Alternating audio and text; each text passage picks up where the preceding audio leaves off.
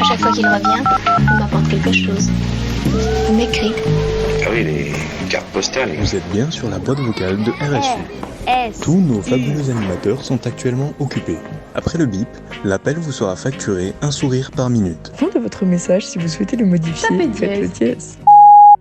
Coucou RSU, c'est Lisa et je vais vous raconter comment s'est passé mon été en Italie, plus précisément à Bologne. Déjà, il fait une de ces chaleurs, l'air est super humide et pesant et c'est une des caractéristiques de la région. J'ai enfin fini mes examens, donc j'en profite souvent pour aller à la mer, à Cervia, voir des copains. Il y a plus de vent là-bas et les journées sont plus supportables.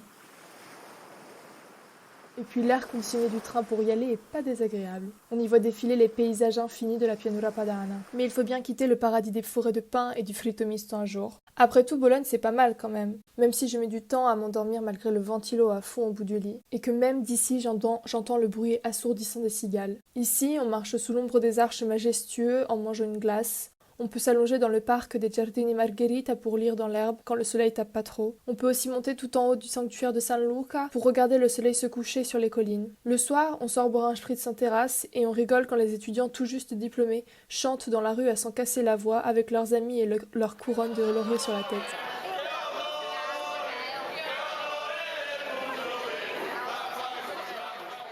C'est assez impressionnant de voir que le rythme de la ville ralentit en cette période de l'année. Les étudiants qui font de la ville un endroit festif et international sont pour la plupart rentrés chez eux, du coup la ville est bien silencieuse de jour. Heureusement, le soir la ville reprend, ça compense. Les touristes profitent de leurs vacances et il y a toujours quelque chose à faire. Par exemple, tous les soirs sur Piazza Maggiore, la place principale de la ville, ils projettent un film en plein air, et je vous jure que c'est magique. La plupart du temps, ce sont des vieux films, mais l'autre soir, je suis allée voir Million Dollar Baby. Il y en a vraiment pour tous les goûts. J'ai même versé une larme sous les étoiles. Il y a un dicton qui appelle Bologne la rossa, la grassa et la dotta. Et quand on se balade dans la ville, ça prend tout son sens. Avec ses briques rouges et son passé communiste d'un côté, et de l'autre les bonnes odeurs qui émanent des petits restaurants et des pizzeries. La spécialité ici, ce sont les tortellini, des sortes de pâtes fourrées qui peuvent aussi se manger dans du bouillon, et le fameux ragoût à la bolognaise. Et pour la dotta, qui veut dire la cultivée, il y a l'Alma Mater, qu'on retrouve via Zamboni et qui est la plus vieille université d'Europe. En fait, ce qui saute le plus aux yeux ici à Bologne, c'est la façon dont elle mêle superbement l'ancien et le moderne. On peut aller étudier dans des salles comme le Paleotti, où il y a des fresques d'époque médiévale qui recouvrent tout le plafond.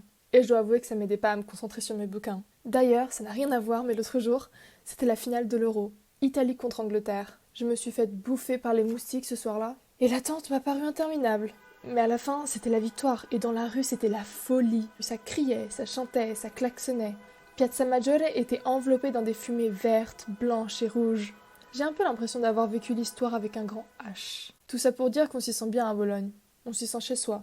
Et dire que je raconte tout ça de mémoire. Après des mois, je viens de quitter l'Italie. Tout est encore si vif et pourtant déjà elle me manque. Je vous embrasse fort et à la prochaine.